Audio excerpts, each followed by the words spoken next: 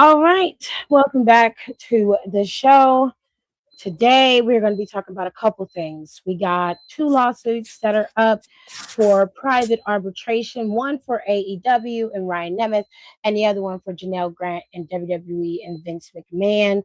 We're also going to talk about the Owen Hart tournament, the Queen and King of the Ring tournament, and all of that that's going on. And we have our main topic, which is femininity in wrestling and how it should be presented.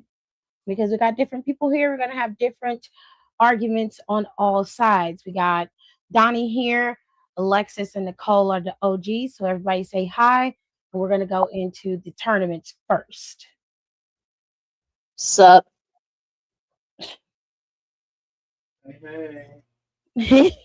Hello. Okay. So let's go into the tournaments. Queen and King of the Ring have officially been set up for the finals. We know exactly who is competing in the last two matches before Night of Champions, June 27th, I believe Night of Champions is, because it's on a Saturday. Yes, it's on June 27th. So let's look at the men's brackets. Okay. If you didn't know how the matches were set up, it's very simple. They were in fatal four ways, and now they are set up to do their semifinals matches. Now, we talked about this before, but some people were upset about the fatal four ways.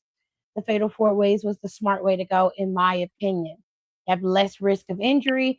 Everybody did their part. They all got to showcase what they were capable of. The winner advanced. It was very, very simplistic and straight to the point. Plus, you got to see a lot of people compete in these matches, and it doesn't have to be a lot of repetitive matches afterwards.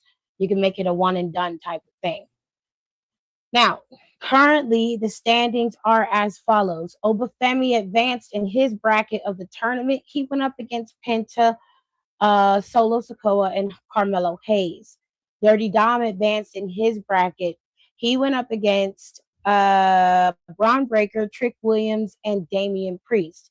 To be fair, he had a lot of help to advance in his bracket of the tournament. On the other side, we had Javon Evans advance in his bracket of the tournament. He went up against Seth Rollins, Tala Tonga, and Ricky Saints. And on the bottom half of the right hand side, we have Jay Uso, who advanced on his side of the tournament. He went up against LA Knight, Royce Keys, and Finn Balor. Finn Balor made his debut on SmackDown this past Friday. We got Naked Finn. That was a good plus. It was a good time. How do you guys feel about the Damn. bracket and the standings as it is now? That's my naked fin. Just happy about Naked Finn. Well, I'm always happy to see skin on somebody. Or Hey, you can't slame this slut over here. Doesn't work for me. I go ahead. Sorry. I like it. Ain't much really can go off about the men, per usual. The men's bracket is usually standard, pretty much straightforward. You pretty much know who's going to be our final four every time since we've been doing it. I mean, this is kind of a good mix, though. I didn't expect Javon to win. I'm being a million percent honest. That one, I'll say that threw me for a loop. I wasn't expecting. I did not think he would win. I was expecting Ricky. I was expecting Ricky too. I think Nicole called that Javon was going to win the last time we were on live. She was the one who said that Javon definitely was going to win. And I was just like, I don't know. I knew Rollins. I didn't say that he was definitely going to win. I said that I thought it was going to be him or Ricky. Okay. It was between them two. Because I said, obviously, Tonga ain't got no business. First of all, he low-key had no business being in the tournament low-key in the first place. I have to agree. So I knew that wasn't going anywhere. Yeah. I knew something was going to happen with Seth. So Yeah. I was like, one of them two.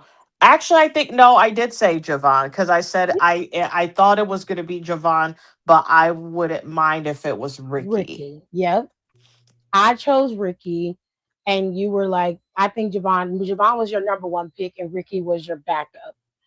Um, but I don't mind this. I was glad that they went with Dom in his bracket, only because as much as I love Damien story wise, I feel like this wouldn't have worked out in his favor.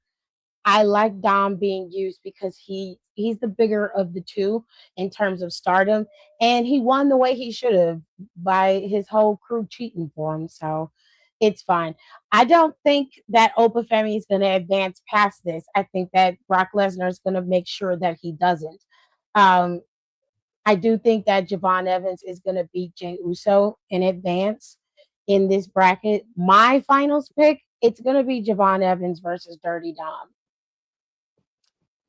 That's what I think. Dom's gonna win. Judgment Day is gonna implode. We all get what we want. I'd rather Dom not win simply because of that. I want him to lose because of that. I mean, Yeah, because they need to like do something with Dom. Yeah, it's only because of him and Raquel. Is he gonna win, and then Liv gonna have that boo boo look on her face that she gonna lose? Mm. Now I don't know if Raquel gonna win the I tournament. feel like Liv is gonna win for some reason. Ooh. Well, Why can't I really find this shirt again? I hate the host Shein. said it, so Liv's gonna win. She's usually right about these kind of things. I hate all of that. I hate every bit of it. I mean, it's a messier situation if Liv does win. I'd rather she lose. I do too, because I don't want to see her fight Rhea I again. don't want to see Rhea versus Liv Morgan again. I don't want to see that. I also don't want Rhea Ripley getting 2 titles if that's the way we're going to go. I don't want anybody walking around with 2 belts. I'm sick Especially of at that this point in shit. time, it's too stifling. And it's more than enough girls to go around for you to have actual battles for that title. And you've got a whole show with a belt on it, and you decide that Liv Morgan needs to compete for a second title. No, I'm okay. Like, go home, Roger. Please. I'll pick and choose who y'all want to put a good title reign on. I lost Alexis. Hold on. This made me miss the good old days when there used to be politicking backstage because this shit ain't hot. Okay. Alexis, this is the men's bracket. So what do you think about the men's bracket? We know that's going to happen. That it's going to come down with Dom versus Jay. And the same old going to. And that's what I know guys are saying about the day. They've been break up for the last 3 years. First off, the original member there is Dom. But like here, issue with Dom, he can get away. And I know y'all are gonna break polls because you do this every time I say it. At this point, until is on his as a heel, until he stands his, I will not take him seriously because every time, because there's been matches where he's won clean. And guess what? They're matches, they're entertaining matches where Judgment Day doesn't get involved. But it's every time they have to get involved and they have to fucking, ruin a good match. They have to, I don't think they're going to, I think, right, I don't remember who said it. Lesnar's going to come out and cost Oba this, which pisses me off because honestly, this would have been great for Oba or Trick for that matter. I mean, fuck it. We all know Dom's going to win it anyway. And I say that so half-heartedly. I don't want him to win. It's just like, he's going to win. And I'm with y'all. I don't want to see Rhea versus Liv again. I don't want to see double champions again. And then people online, because y'all know I always keep my nose to the ground on this stuff. people online are saying, wait a minute, Liv wasn't clear to wrestle, but she put into the women's queen ring, and we get it. That means she'll be, she can not have to work as hard because there'll be other girls picking up the slack. But honestly, and this is that I've seen, those girls deserve it more than Liv did. And if this was just a way for them to get her and Rhea part 2, nobody wants to see that. More like Liv and Rhea part 4. Yeah, they've wrestled like 3 times. Don't want to. I don't know. I love Rhea. Don't want to keep seeing her being. Is like, find something for her to do. There's no reason your woman's champion needs to be in a tournament when she should be defending that title. I don't care. If she can't be fucking cleared to wrestle one-on-one matches, then she shouldn't have been in the fucking tournament to begin with, period. Okay. Wait a minute. Your mic, I don't know what's going on with your mic, but it's causing you to click in and out, and it's making it difficult to hear. I don't recall her. That's fine. I don't recall her being injured at all. So I don't know where that came from. It's because of the knot on her head from her and Roxy fucking heads together. And people are. That's not. But people were not true, because she was cleared after the hit to wrestle at Mania. If she wasn't ready to go, then Liv wouldn't have been able to compete in a fatal 4-way. A fatal 4-way is still a dangerous match. Like, that's not. You got 2 other bodies in there with you, so. I know I know it's a non-DQ thing. I know, but it's like people are making points online. Because when's the last time leading up to this? Because I don't watch Raw because I can't do it at this point. When's the time she defended that women's title since she won it at Mania? Can anyone tell me? She has not defended. She never did. Never defended it. She's had it now for 2 months, and she has not defended her championship. So 60 days as champ, no title. This fucking queen and something else could have had that first. Now, point I said, fucking Ivy, she's got nothing going on. She wouldn't have made it, but I don't know. Wouldn't have cared who they put in the tournament. I just didn't want Liv in there. The whole point to me was I get the idea of it. She was going for everything, so she put herself in the tournament and they let her do it. But I find it odd that you're willing to let her go through with this and go into the tournament, and now it's plausible for the actual champions to compete in the Queen and King of the Ring tournament. Then you negate the whole idea of being able to challenge for a title at SummerSlam, is what I assumed it would be like, especially if she would win. But she's like, I'm going for it all. I want the women's championship too. And I honestly don't think that she should be going for it. If I probably wouldn't be as angry about it if it wasn't Rhea that was champion on SmackDown right now. If Jade Cargill was still champion, I might entertain it, simply for the fact that I want to see what they're going to do with it. I would want to see where it goes. What I don't like is you're doing things intentionally to revisit old views that have already been settled. To me, that's lazy writing. Like, you don't have anything planned, because everybody was from the jump. They want to live to win at WrestleMania. They've done nothing more. Again, she's getting more involved with Dominic's stuff than actually worrying about her title that was defense. And you're seeing a shift online of people who once defended Liv Morgan and were rah-rahing for her and being the loudest supporters they possibly could for her. And now they're just like, what are y'all doing? Because she has the title, doing anything.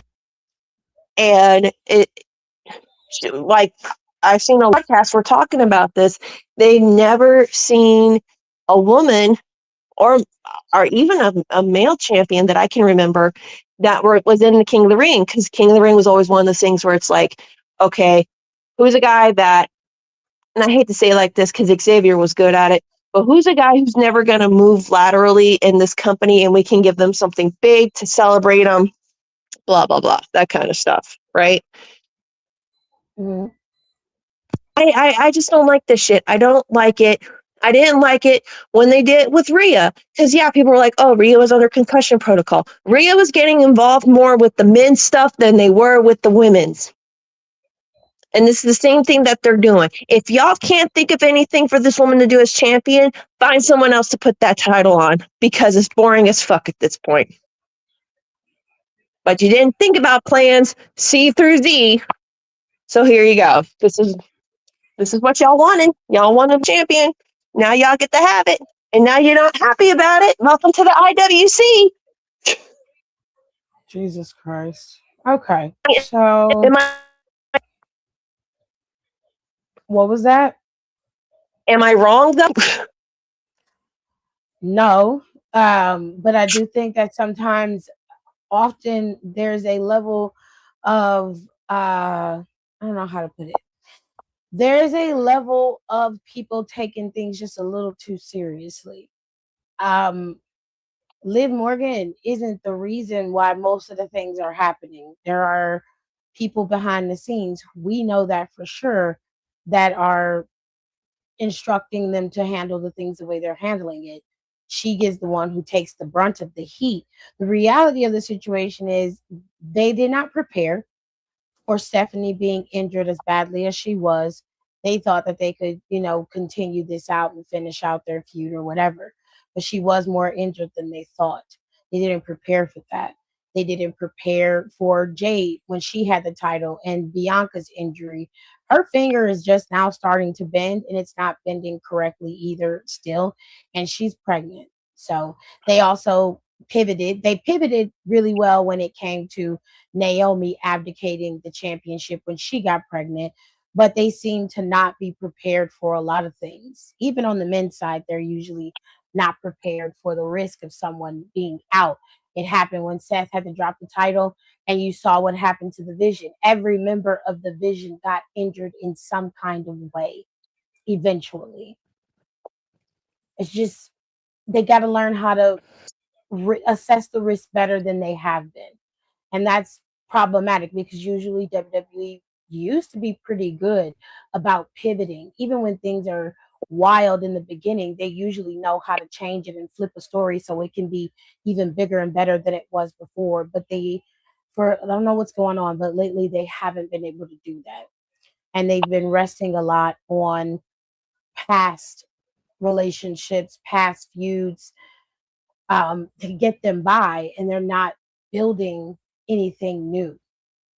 But eventually they will have to, or their audience will respond in kind. So I don't mind Liv Morgan being someone who wants to be a total disruptor in the WWE. I don't mind her bravado. I don't mind any of that. But the same way I felt about Becky always getting title opportunities, always being the one in the limelight, is the same way I feel about Liv getting it all the time. She's already a major star. She doesn't need it. Let her now, because she has what you would call veteran status at this point, let her build up her legacy as long as she wants to. She's a two-time women's world champion. If she wants to be WWE champion, fine, drop the belt and move over to the other brand to be champion.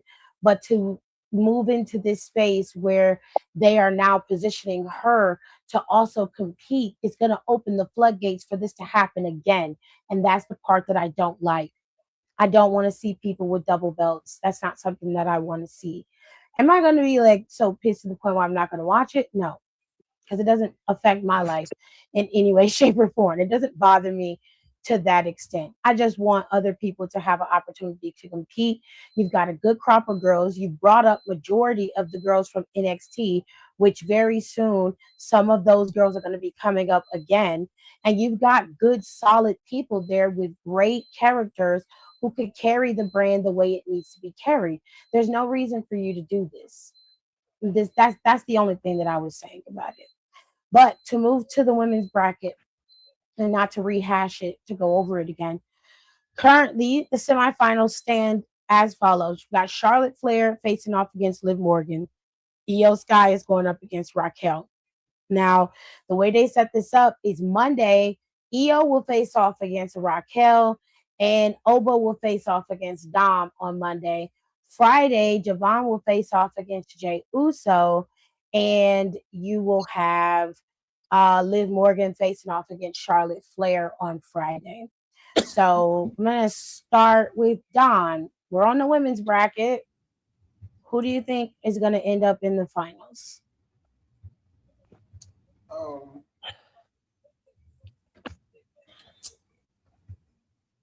I don't know. Mm.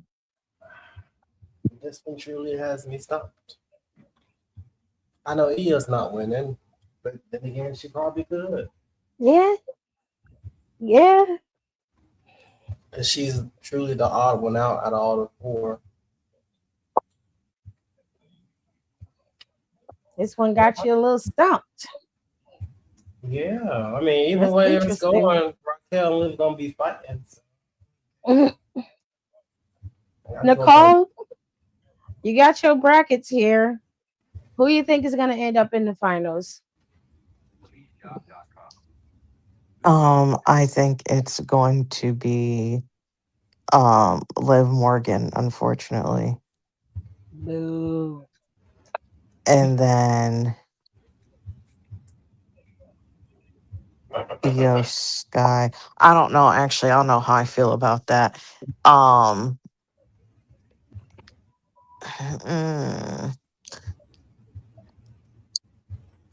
I kind of want to say Raquel.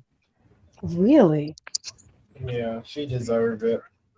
I don't know about that. Raquel and Charlotte, but Raquel and Charlotte, but Raquel doesn't win because Liv cost it. That actually would be that would eat down. I like that. And then that's what I mean. We already kind of started them like, well, not work it out. This is good, right? Kickstart it. Finish that nail in the coffin, I guess. Roxanne was like, I would love for you or Raquel to win. And Liv was like, yeah, but I'm gonna win for sure though. Right. Mm-hmm. Okay. Messy bitch. Okay, Alexis, do you know who do you think is going to be in the finals, or It's just gonna come down to a Judgment Day clusterfuck, and I don't care at this point. okay? Well, I disagree. I think that Charlotte's going to beat Liv, and I think it's going to come down to Charlotte and Io Sky in the finals. If it's down to Io and Charlotte, then I care. If not, I can't give it anymore. I can't. So, speaking of tournaments, over in AEW, the Owen Hart tournament is moving and shaking. Currently, the standings for the tournament are as follows. For the men, it has come down to their finals. They are at the finals. They did their semifinals. They had a pretty big bracket for their men. It started off with Ospreay and Kevin Knight, and Will Ospreay beat Kevin Knight. Brody King went up against Takeshita. He beat Takeshita. Mark Briscoe went up against Kyle Fletcher. Kyle Fletcher advanced, and Hangman Adam Page went up against Josh Alexander, and Page advanced. And it was Ospreay versus Takeshita. Ospreay advanced, and then Fletcher went up against Hangman, and Hangman advanced. And then it was Will Ospreay versus Kyle versus Hangman Adam Page, and Ospreay was able to advance. And finally, on the other side of the bracket, they had a really big bracket for the men. Actually, that was wrong. Yeah, that was 2025. in 2026. I'm sorry. It was Ospreay and Samoa Joe. Ospreay advanced over him. Mark Davis went up against Jack Perry, and Mark Davis advanced. So it was Ospreay who went up against Mark Davis. Well, Ospreay advanced, and he was in the finals. Swerve Strickland went up against Bandito.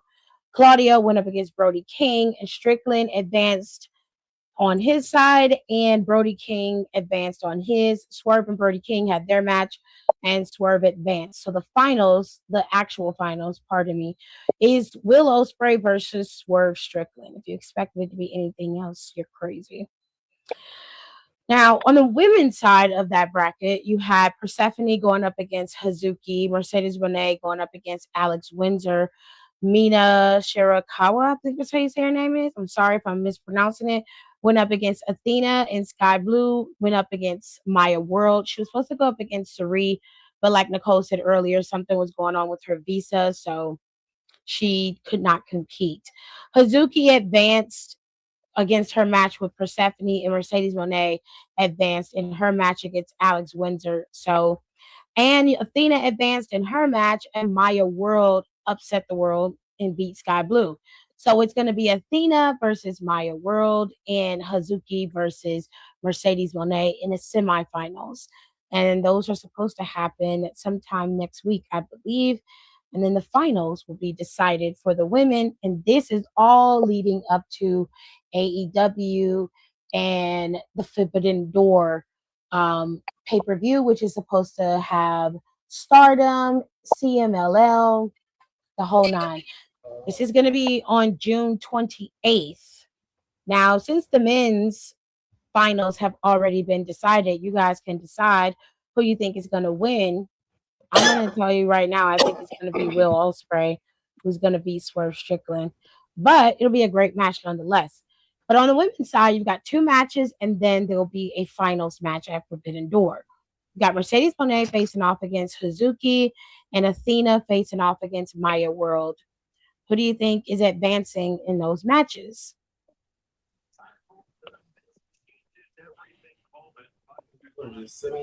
Osprey.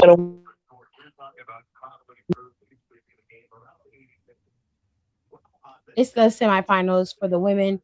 The men's match is already set. You've got Ospreay and Strickland facing off for the men's match. And then for the women, you have Hazuki and Monet. And then you've got Athena versus Maya World. I'm going to go Maya and Mercedes. Maya and Mercedes. And then Mercedes will again. I don't know. Wow. I think Athena. I think Athena too. I think Athena's gonna beat Maya World, and this is no shade to Maya because she just had something really tragic happen to her. And my condolences to you and your family. But I do think Athena is gonna advance. I also think Athena's gonna beat Mercedes in the finals at Forbidden Door. She's been on a very, very harsh streak. Let's keep it going. Mm-hmm. So, do you guys have a pick between Strickland and Ospreay, or are you going with Ospreay as well? I'm going Ospreay because of the trajectory of everything. Mm-hmm. I feel like it's I'm going Ospreay because I feel like he would like Ospreay.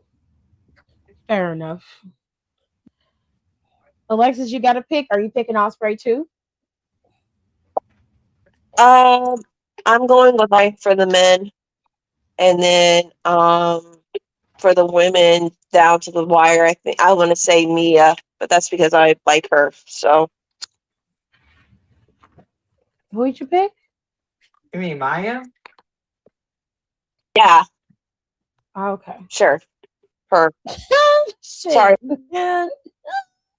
My child is at a sleepover, and she says she got everything, and come to find out, she didn't take anything, and now she keeps texting me of all the stuff that she forgot. So that's why if I'm cutting in and out, that's why.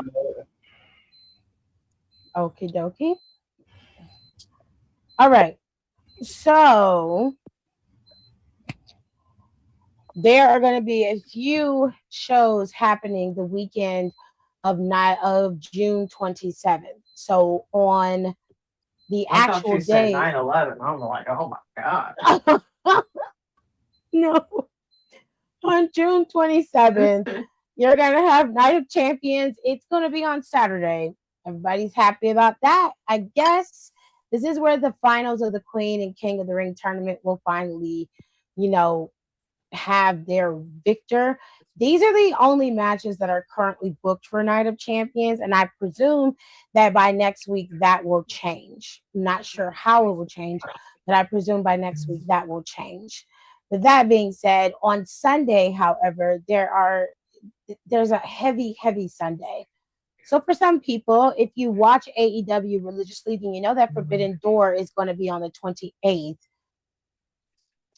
And then you have Great American Bash on the 28th as well. This is going to be the first PLE for NXT, and it's going to be on the CW network. So you have that. It's a heavy, heavy weekend. So a lot going on. Also, they have finally solidified the date for Money in the Bank. Apparently, they're not going to move it anymore. So they say Money in the Bank is Saturday, October 10th. They moved it from this weekend of all of the shows that they had for the Mexico live tour. They're supposed to be going to Mexico from September 9th to the 14th. Money in the Bank was supposed to be that previous week on the 6th. So it's been moved. And instead of having Money in the Bank that week before, they will have Sunday night main event in Atlanta on September 6th. They love moving Money in the Bank. They do. They do. They better not move it again. I'm tired at this point. This is the third time. It's the third time. Mm-hmm. Something's gonna go down.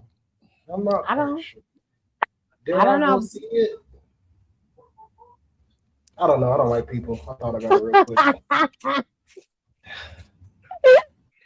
I'll think about it. I gotta think with that for a second. All right. So if you care, those are the next updates for the rest of the shows heading into June or heading out of June, because we'll be over with June very, very soon. We're getting ready to move into these lawsuits because there's a lot going on. Okay, it's a lot. Oh, there is another pay-per-view that weekend. Slammiversary is also on the 28th. Oh my God, it's enough. TNA come on too late. The Slammiversary is on the 28th, and for the most part, they have their card booked out. They're redoing the Ultimate X match, I guess, for Slammiversary. Nick Nemeth is facing off against Mike Santana, so it looks like they've revisited that matchup. And then Zaya Brookside, I think that's her name, is facing off against Li Ying Lee for the.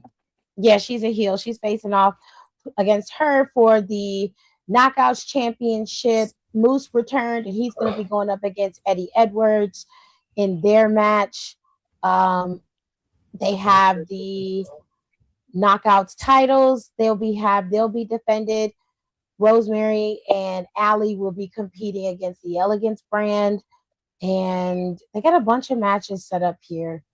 The Ultimate X match is going to have Leon win those titles. Yeah, which they deserve it, honestly. You've got the Ultimate X match returning, and Leon Slater and Cedric Alexander are currently scheduled to be in that match. Leon's the former champion, and Cedric is your current X Division champion. There'll be 4 more competitors added to that match. They just haven't added them yet. And there is a Slammiversary ladder match. You have the System facing off against the Hardys and the Righteous for the championship, the tag team titles. So they got a pretty decent card over here. If you haven't been following TNA, it's not bad. So we're moving on. Lawsuits are happening all over the place when it comes to wrestling. And it seems that Vince McMahon and Janelle Grant have both decided that they would like to move their case to private arbitration. Now, I want to be very clear when I say this. They have not been approved to go to private arbitration.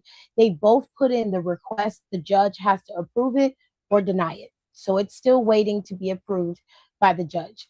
However, private arbitration, in case some of you don't know, because you ain't really up on the jargon.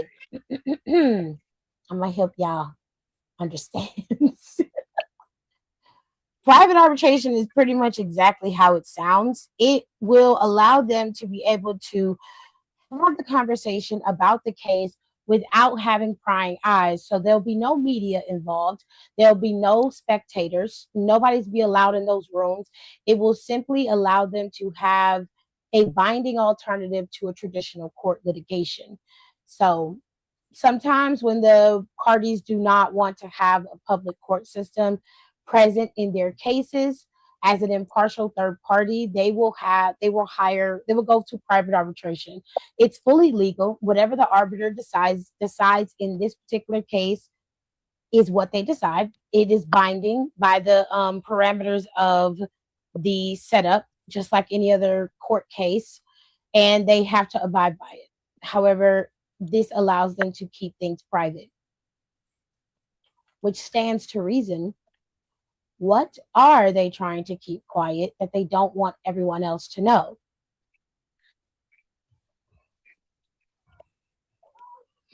The only other issue is there's a limited chance for appeal. If you use a private arbitrator, you cannot get an appeal. Everything is restricted because it's no longer a traditional court. It fully rests in the arbitrator's hands, and they will decide how it goes. If they decide to, agree with WWE and Vince McMahon's side, Janelle Grant will walk away with nothing.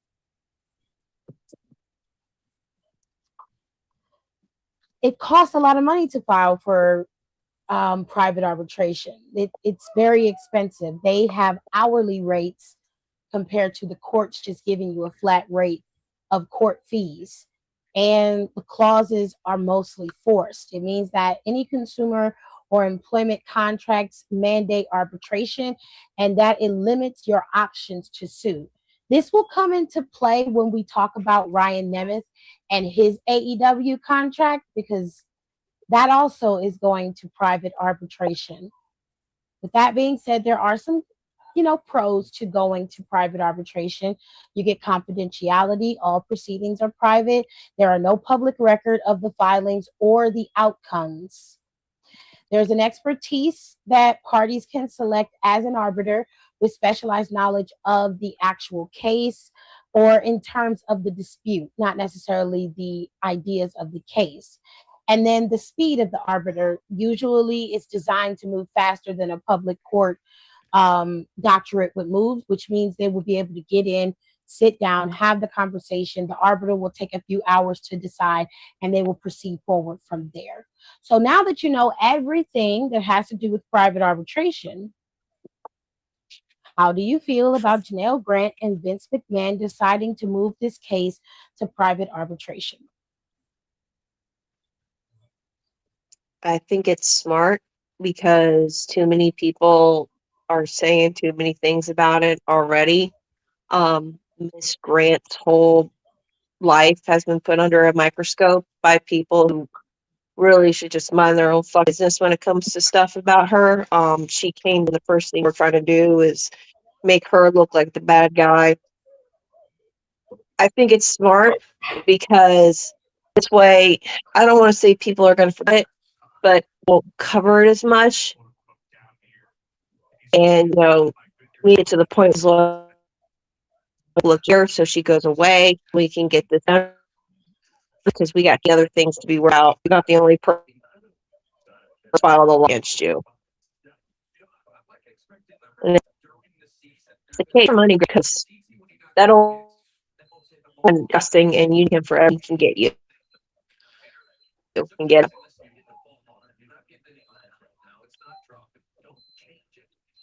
Well, Don, what do you think?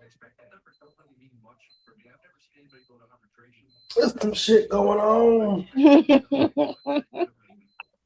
And I just want to know because I'm nosy. Well, hopefully, if it stands in her favor, it goes in her favor. Hate to see you walk away broke. I agree. Excuse me. What about you, Nicole? How do you feel about it going to private arbitration?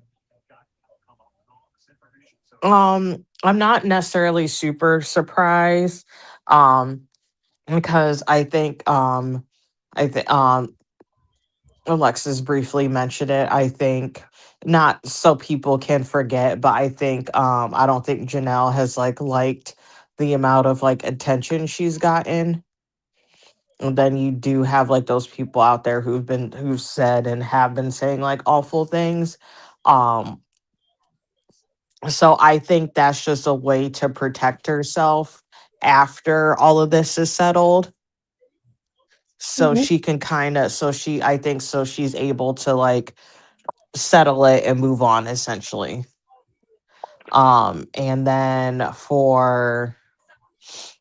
And then what's it called then for Vince, this is perfect because no one has to hear about all the other rest of the disgusting things that he's into and Hmm. has had people done. So I think it's one of those things that is unfortunately mutually beneficial for the both of them. So Hmm. that's why I also think it will probably get granted because of those reasons. Because it's not going to benefit one person over the other, is going to benefit both of them, just in just different values, just different ways. Janelle for post lawsuit, Vince for during lawsuit. I want to know what is going to be said. So I'm kind of disappointed because I really wanted to be able to at least hear the case because usually they'll put out, the case docket after it's over or during it, especially if it's Hmm. on such a high profile case. I wanted to see how they were going to argue this stuff away because there were text messages that she had, and there was other evidence that her attorneys chose to keep private and, administer in terms of evidence in court. I wanted to see how this was going to play out and what they were going to do. Now, WWE and Vince McMahon wants to settle this quietly and quickly. And like I told you guys, arbitration moves these cases a much faster. Private arbitration is final. It's like a nail in the coffin. It's very hard to appeal private arbitration. And usually an arbiter will uphold a contract if a contract is what's in dispute. Now, Janelle Grant's lawsuit is layered. Not only is she disputing the fact that they did not keep up their end of the bargain with the NDA, but she's also alleging some pretty strong, accusations of sex trafficking, sexual harassment, coercion. All of these things come into play. Now, if you just strip away those key aspects and you focus on the non disclosure agreement being breached, then Janelle Grant is owed the money that she was promised per she kept her mouth shut, which she did. They did not finish paying out her non-disclosure agreement, which is why she came out and was like, well, this is how I'm going to respond, which is only fair. Um, Given the fact of what she's been through and everything that has happened to that lady, I I wanted to hear the rest of the case. So I'm a little disappointed, but hopefully it'll get resolved and we'll see where it goes. But I just find it to be very interesting. To me, the allegations against Janelle Grant are not going to change just because she went to private arbitration. Um, it's not going to change anything. In fact, it's going to embolden people to believe that she did this for money, but they would have believed that one way or another. It wouldn't have changed anything. So I don't know. Maybe her attorneys advise that this is a better route for her. She might be able to get her money easier or get whatever she's looking for out of it better. Who knows?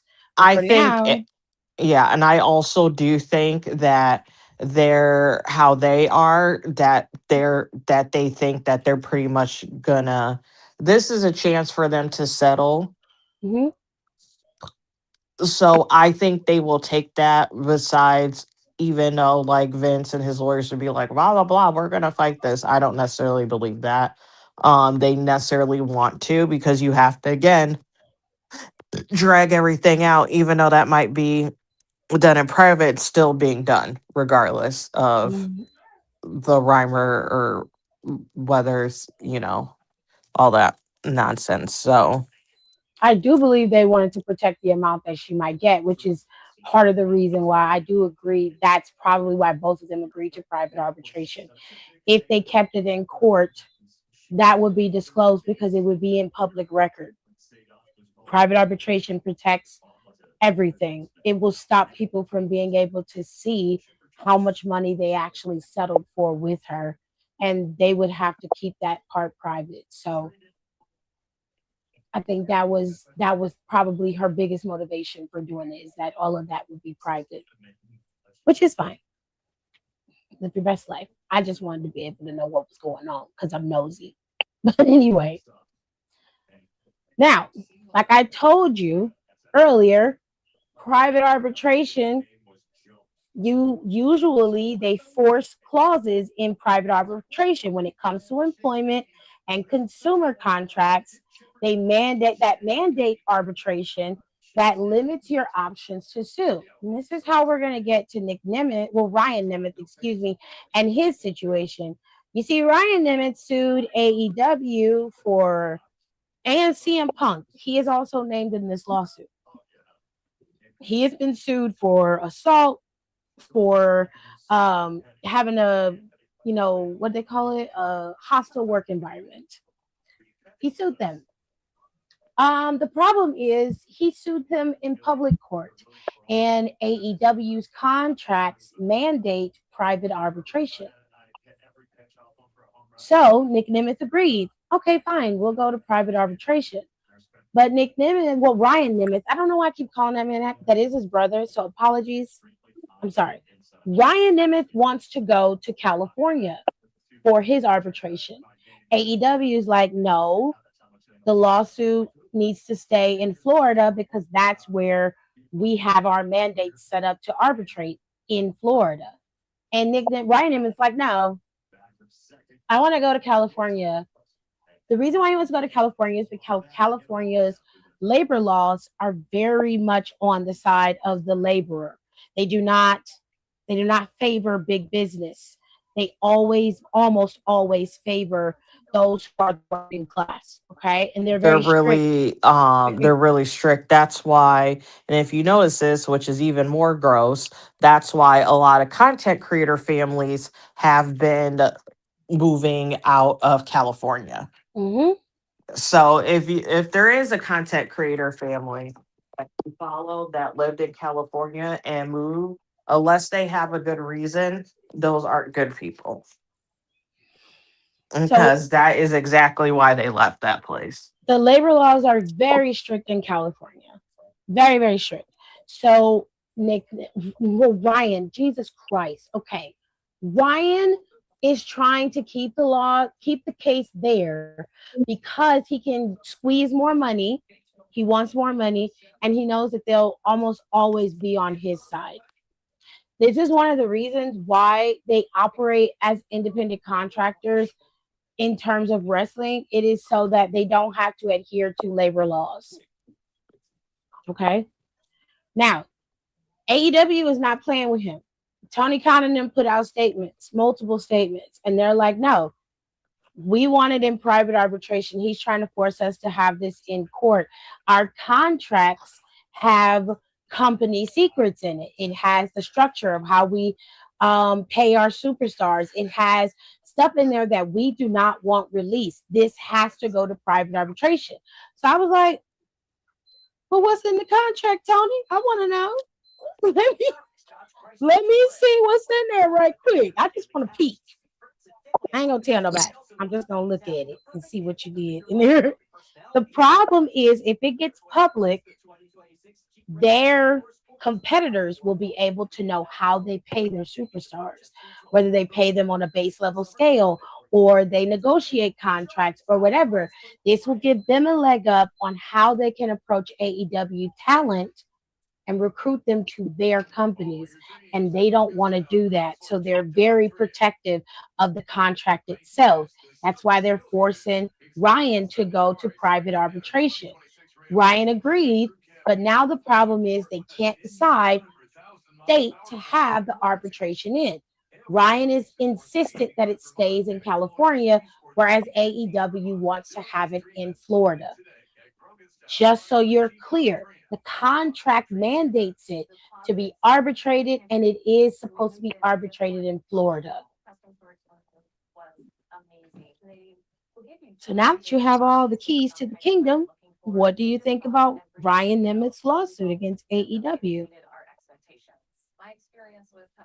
I start somebody down was like always just trying to my headphones at the same time.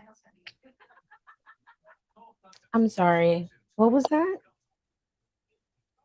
Someone's got their TV super loud and it's coming through my headphones and it's like vibrating off what you're saying. So it's just like a lot of noise pollution back there, just with someone's TV. That's all. Mine's is on too, but I'll mute it. Okay. Now that that's taken care of, Ryan Nemeth. Sorry about that. Sorry. That. It's fine. He is such a weird nepo baby because it's not even him riding off like his parents' coattails. He's riding off his brother's coattails. He's not that good of a wrestler. He's not great on the mic. He's not good. The only reason where he's at is because of who his brother is. And I mean, it's Dolph Ziggler. I mean, great, but that's you acting like you belong to the bloodline and you're untouchable. I can understand Tony Khan not wanting people to know the contracts because AEW is already getting enough heat for adding on time if you're injured or you're off TV or something like that. But I wouldn't want, I mean, like if I was running a company and I had under a contract, I wouldn't want people who had nothing to do with it know about what me and myself and I are doing running my company. You know, it's just like a privacy thing. I find it very weird he wants to go to California because we all know AEW's in Jacksonville. I don't know. He's always just been a weird dude to me, and he always I hate the quote Gen Z or whatever, but he gives me the ick. Like he's a try hard. He wants to be like his brother, and it's just like you're not, from what I heard on threads and stuff, you're not a nice person in real life either. So no, I hope Tony Khan wins. It actually goes to court because no.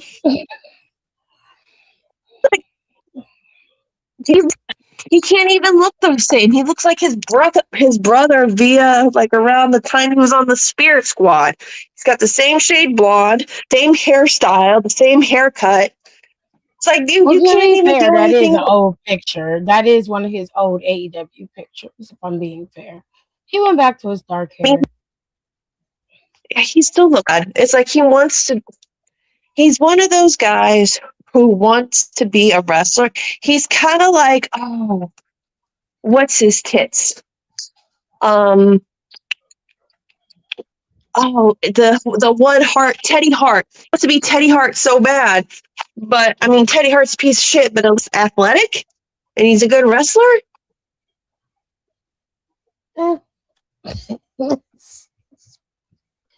Subjective. I mean, I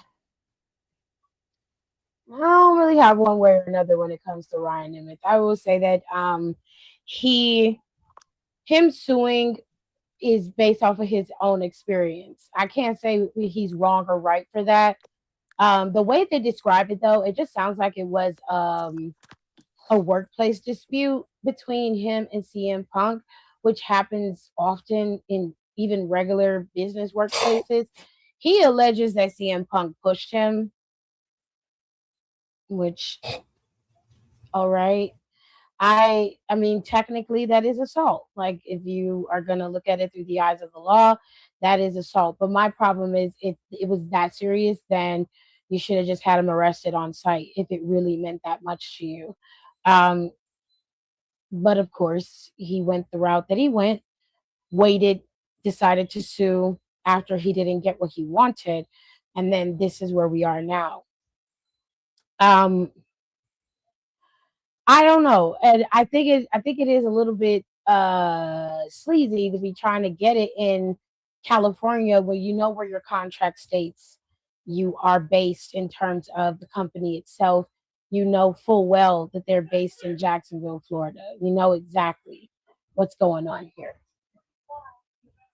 So I don't know. I don't have no victor one way or another in this lawsuit. I think that AEW is more than likely going to win, if I'm being fair. I don't think Ryan Nemec have much of a case. He might have the assault thing against CM Punk, if that's true. But other than that, he's alleging like a hostile work environment, and he claims that CM Punk started to blackball him and was barring him from being booked. And this has been happening ongoing, but he currently works for TNA. So I don't know. So I have a question about that, because that's something in my soul ain't sitting right. Like, we knew Phil was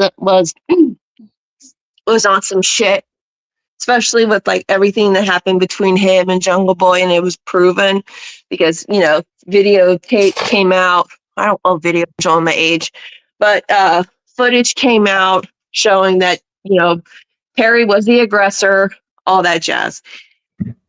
Why Punk is look?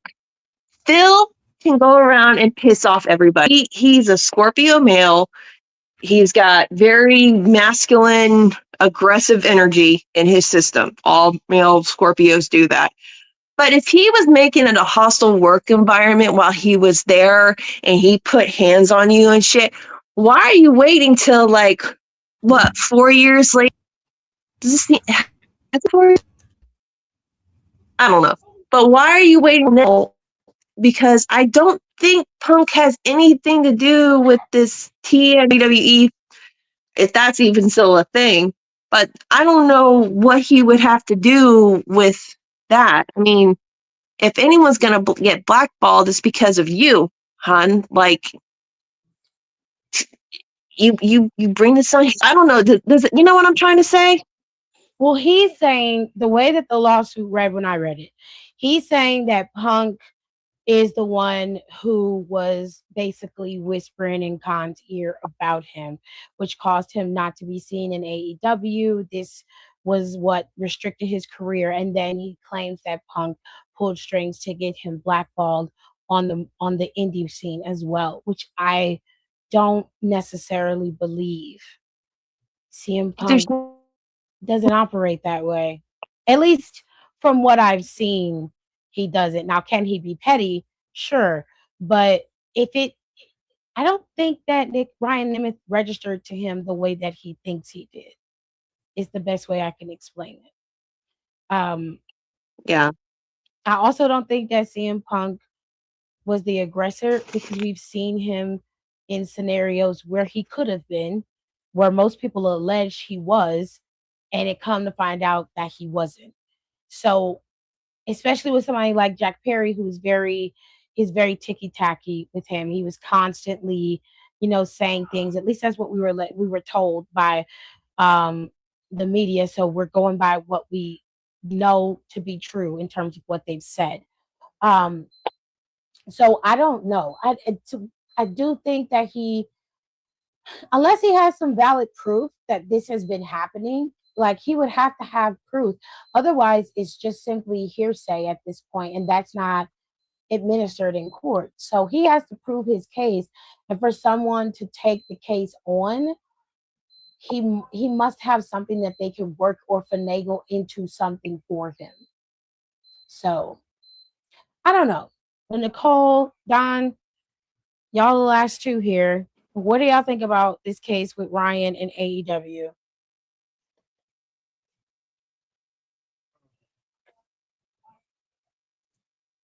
Hope it goes to court, and I hope it's open because once again I'm nosy. I don't want to know what the fuck is going down. They're not going to But I court. also, They're gonna be in private arbitration. but I also hope that it put him in his place so he can know that he is. I wouldn't even know what class he's in because it's not really that relevant. So, And it wasn't that long after Ryan left AEW that he popped up in WWE. It was shortly, well, he had been gone from AEW for a little while, but he showed up, I think, I want to say it was a little bit before his brother Nick showed up. So in TNA. And that wasn't too long after he did that comedy tour and then he did that tour in Japan. So he wasn't that far behind. And it could have been that he felt like he was blackballed after he left AEW. And, Nick probably gave him a good edge, a nice little elbow rub for him to get in with TNA. But I don't know. You can't be blackballed for being a nice person. So fair. That's fair. The fuck are we talking about? I'm on a shirt. You can't be blackballed if you're a good person. If somebody lies on you, you can. But if we're just talking in general, sure. But like in this day and age, like, come on now. No, sure, I agree. Nicole, if you're ready, you're the last one here. Sorry, it was like a lot of feedback everywhere, so I had to like unplug my headphones. But I think honestly he's just trying to get more money or get something. Because no offense, you signed a contract. Obviously, there's somewhere in that contract about the private archer, whatever that word is. Yeah. So that is what it is, and I don't want to sound like pro capitalist, but to me, when it comes to contract, especially like going on with as I've been learning in school, that is your responsibility to read that. Once you put pen to paper and you sign off, that is your issues, that's your responsibility, that is your X, Y, and Z. So anything that him trying to do that out of the constraints of what he signed for, AEW should put belt to ass legally when it comes to him, in my opinion. I agree. Because you're doing too much at this point, and you're doing too much. You know damn well you're doing too much. I don't give a fuck about that. Nigga don't give a fuck about you. Like he doing all this, and this is like no tea, no shade. I would low key be looking at Nick if he did this. This is how off the wall. And again, now I sound really bad. But this is just like how too much all of this is that it literally very few people I would I mentally be able to let them get away with it. He's not one of them for sure. His brother ain't even one of them. So it's just like a lot going on with that family, to be honest, and not in a good way. So it's like, we just need to get it together. Agreed. True. So for right now, that is all your news. I don't want to go over everything that we've been seeing and hearing because it'd take us all night and we got a topic to talk about. So let's get into it. We're talking about femininity in wrestling. Okay. And what that means or what it's supposed to mean. And how we got here is that Candice Michelle was talking about how she felt like there was not a diverse representation of women in the WWE. And she said some pretty interesting things that I agreed with, and some of the people on the panel agreed with and didn't agree with. So, Don, if you remember what Candice Michelle said, because I don't remember what she said verbatim, but if you could summarize it or paraphrase it, that would be great. Love you lots. Thank you. Because I don't remember.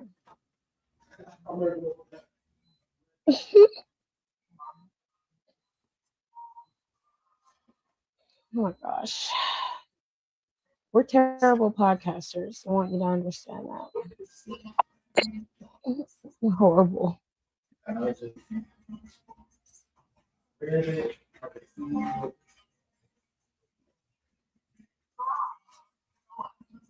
One day we're gonna get this right. Not today, but one that's right. We're horrible podcasters. We're just terrible. No, we're not horrible podcasters. We We're are. trying. Okay, you want to be serious podcasters where we have no fun and we all look the same and we wear the same kind of comfy sweaters and drink like chai and like have vocal fries and all that shit. No, even the best podcasters we like don't do that shit. So Okay. Here, I found what she said. I found the whole thing. Do you want to read it verbatim, her quote? yeah, because that'd be great. So we don't have to talk about we misquoted anybody. All right, so here's her quote. Because this is coming from Fightful.com. This was 2 weeks ago that this came out, and we kind of, I guess we missed it because it's Candice Michelle, and who really cares about her in 2026? But here's what the article says. Candice Michelle thinks wrestling is missing femininity. Women's wrestling has evolved in the last decade or so. More women are main eventing shows and having big matches like their male counterparts, something that was missing during the go away ads, I'm not paying for you, during the Divas era. Candice Michelle feels that this has driven women away from their feminine side, and she wants to see more of it. Speaking to TMZ Inside the Ring, Michelle asked if wrestling is missing sexiness, where she explained that she wants to see more femininity from the women. Quote, I think what we're missing is a little bit more of the femininity. So what I mean by that is we've pushed so hard, oh, women are equal to men, like we get equal time, equal pay. That's a fucking lie. There's a part of that. But at the end of the day, I want the men to be a little bit more masculine. I want them to be so masculine that I get to drop into my femininity a little bit. Some people look at that as sexiness. I have never, and I mean never.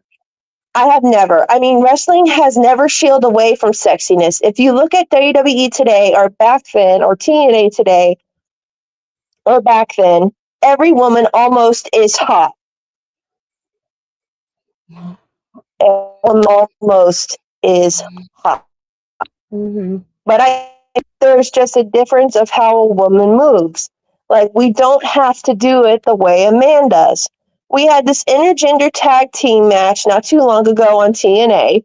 I just loved it because the men were so manly and the women were so great. But the men were like lifting the women and they were flying even more. Then the man tries to save the woman and he can't. And I was like, wow, this is like life. I just loved it so much. But the way TNA brought this out of like the women are powerful, and I want our men to be powerful too. I don't want to be like, we're just so powerful. It's like, no, we need both energies to make it beautiful. And this is a story from Rightful, and that was the quote given by Candice Michelle to TMZ, just making sure that credit goes to where credit is due. I don't have a problem with what she said. I think people are shooting the messenger. You don't like the messenger, so you don't care for the message. I don't have a problem with what she said. What she's In so many words, what she's asking for is a diverse women's division. But she didn't say it that way. She framed it the best way she knew how. And most of the times, what happens is when you're listening or reading something that someone says, and because you have an aversion to them or you're not really caring about what they're saying, when they say something, you're looking at it, especially when it's said like that, it comes across as you want us to go back to the days where we had divas and male wrestlers. That's not what she said. She believes that right now they have progressed so much that they are losing the aspect of what makes them women in the ring. For her, that's a fair assessment. Given the fact that every character we have seen now is all on the same wavelength, they all act and behave the same. We haven't had anything outside of Rhea and Liv Morgan's story that would be something that only a woman would know and understand and could resonate with. There has been no story like that since. And it was a popular story. It was a hot story. Everybody was invested and interested in it. All Candice Michelle is asking for is a diverse women's division that represents femininity in its entirety, not just one aspect.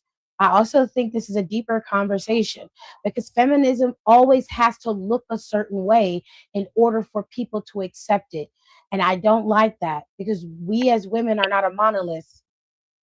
And this is no shade, but all of us are not operating under the guise of the way Shayna Baszler and some of the other women operate. We operate on our own wavelengths. Some of us like wearing makeup. We like getting our nails done. We like doing our hair, but we also want to be treated with respect, equal respect to a man. This is not trying to say we want to be hyper masculine or hyper feminine. What we are asking for is basic human respect. If I want to wear a short skirt and a shirt, I shouldn't be chastised for it and treated like a slut because I dress a particular way. I also should not be deemed dumb or not equivalent to other women who don't dress that way. That is also a problem in feminism that needs to be rectified. The classism is the issue. You can't classify me in a box because I don't fit your ideal of what feminism is.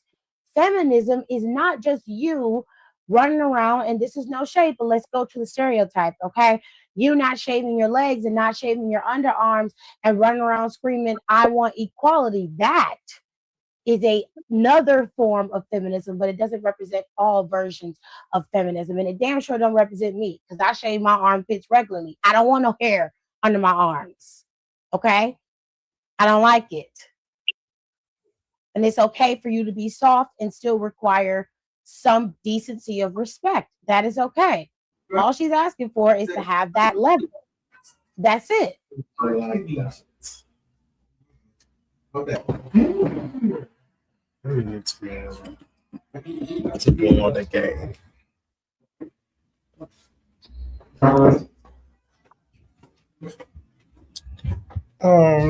Yeah. Felt everything she was saying. I hate that she said it. It's just somebody else with some sense would have said it sooner. But unfortunately, so she is correct. We are lifting some damsels in distress.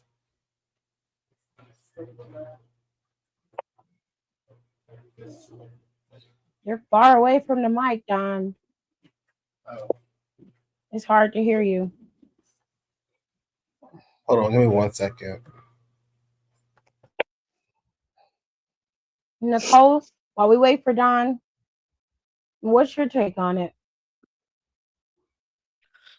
I do agree. I think she does have a point. I think it's people not really recognizing the nuance in between. I think also because we had like the divas and all that, and like how we saw women in wrestling growing up.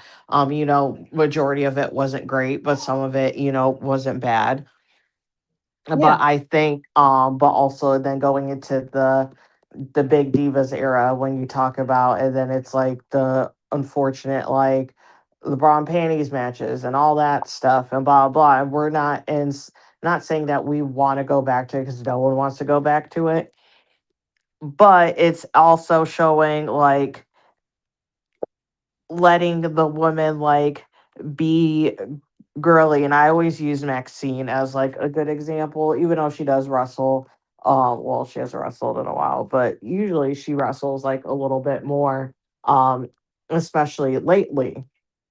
And I feel like we need to allow space again for, oh my God, not Kala again.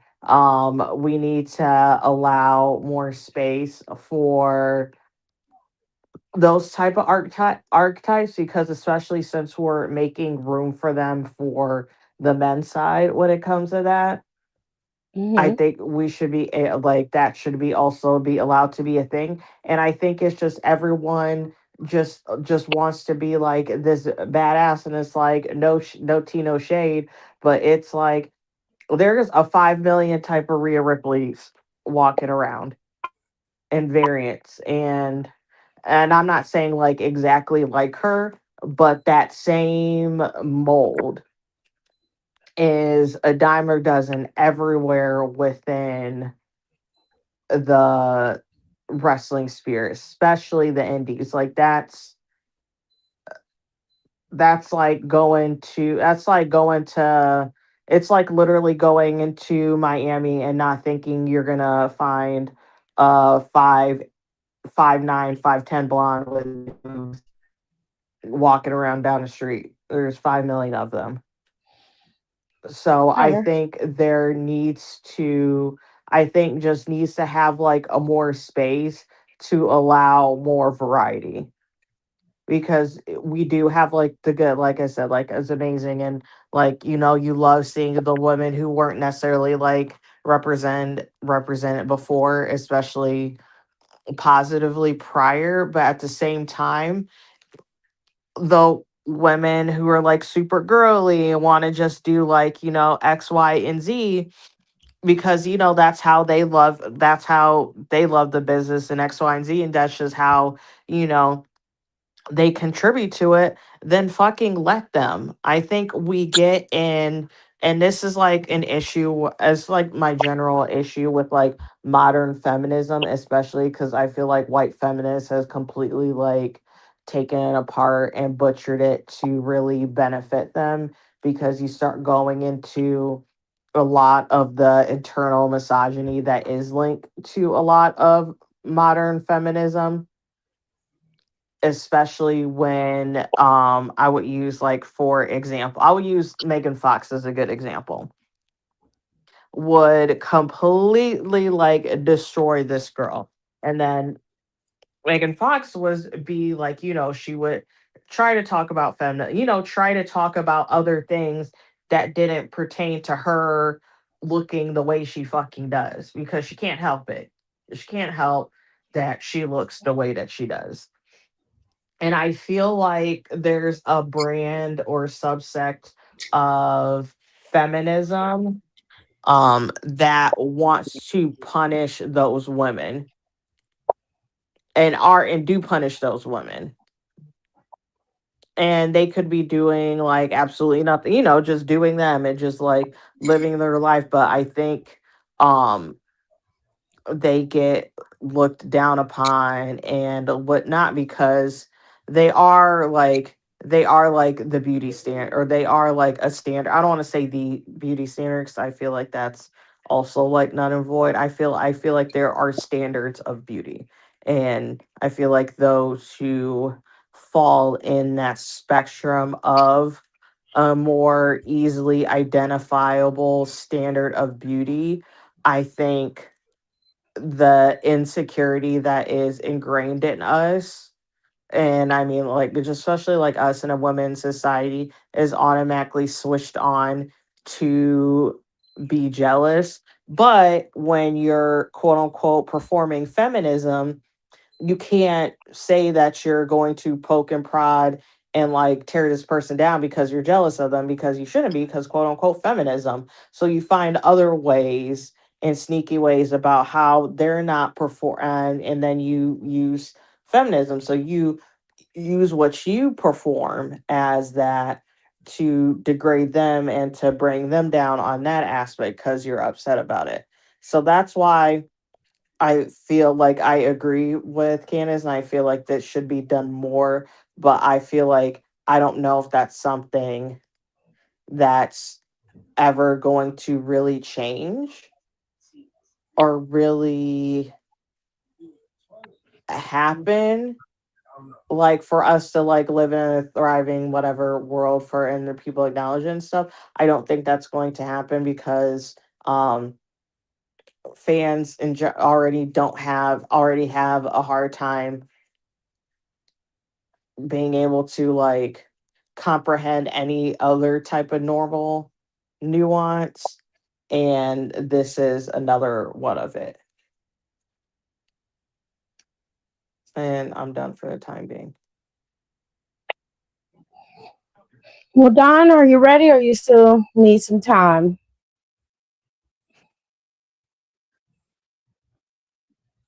I'm ready. Okie dokie. Okay.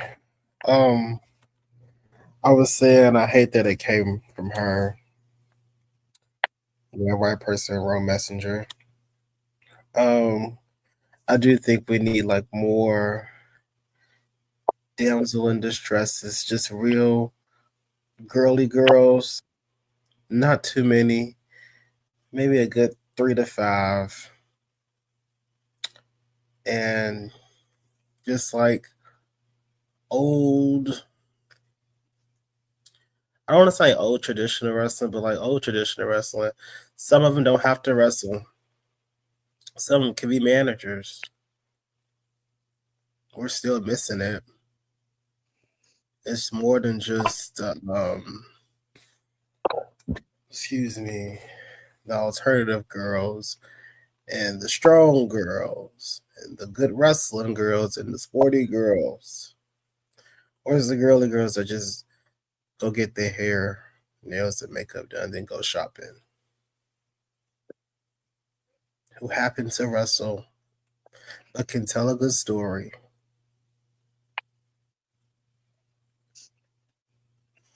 And if we're being honest, the black girls are always at the top of the conversation, but nobody's ready for that talk.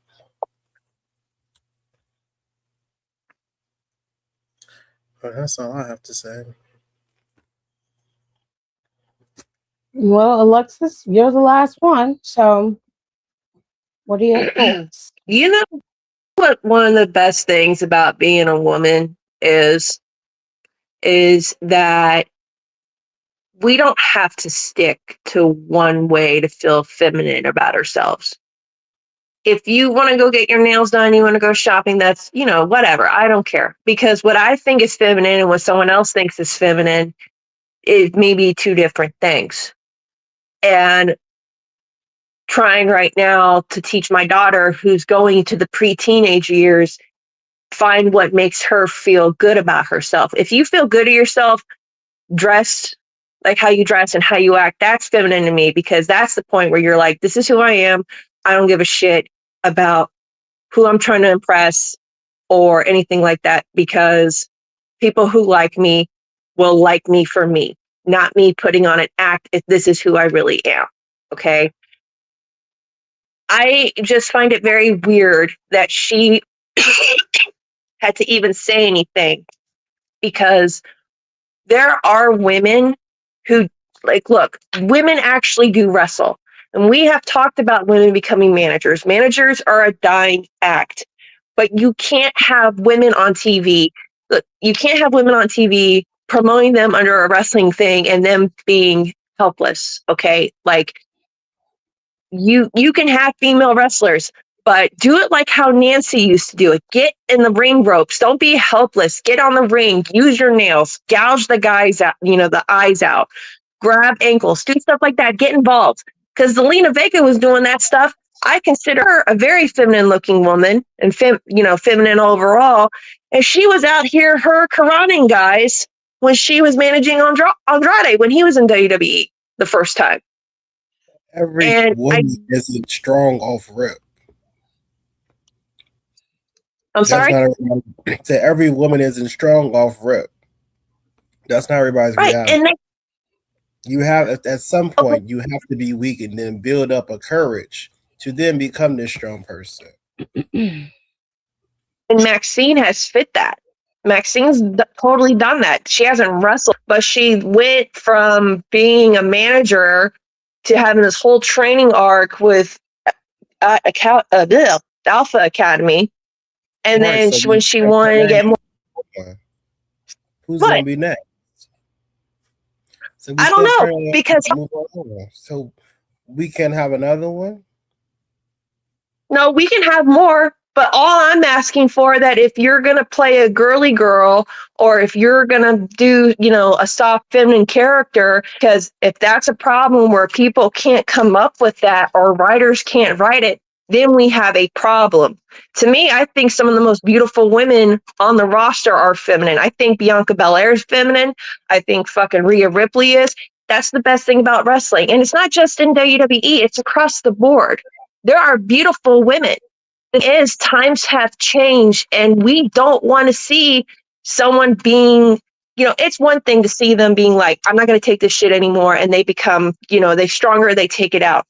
But you need to be able to, do something.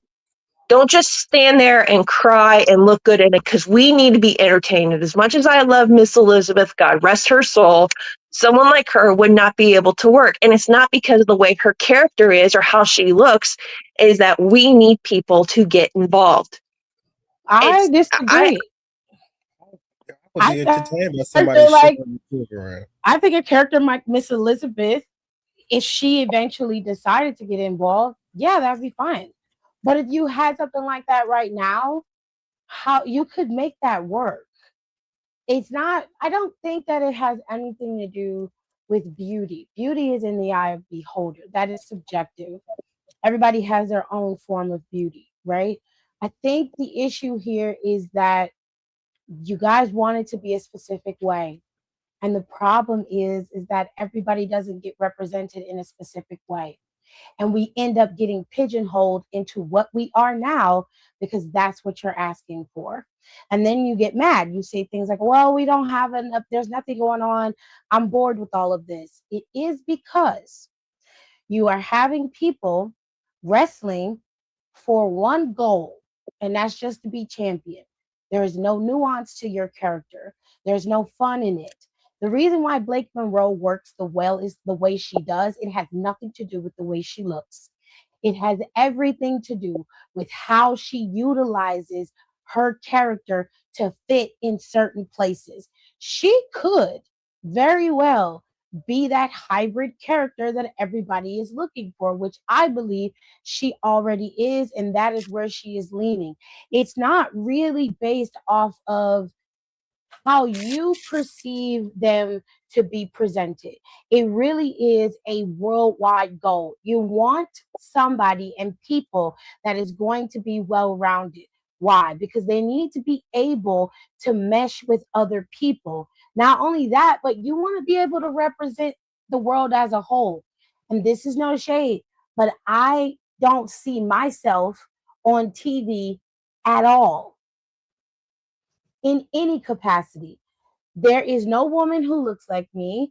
There's no one who is plus size who's wrestling at this current time. The only person that you could fit into that box is Nia, but even Nia has gotten down to half her size of what she was. And I'm happy for her. She was beautiful either way, but there's no representation of me in the ring currently right now. I have to watch it for what it is and latch on to something that I see. Now, there are Black women that I see, but even those are few and far between. And let's not talk about the Latina girls. They barely have any representation unless you're going to CMLL or AAA. You don't have any of the Japanese girls on TV. Right now, the only one in the E is Io. We don't have anybody else because Oscar's getting ready to be on her way out, which fair enough. She like, I'm tired. Cool. They done got rid of Kyrie.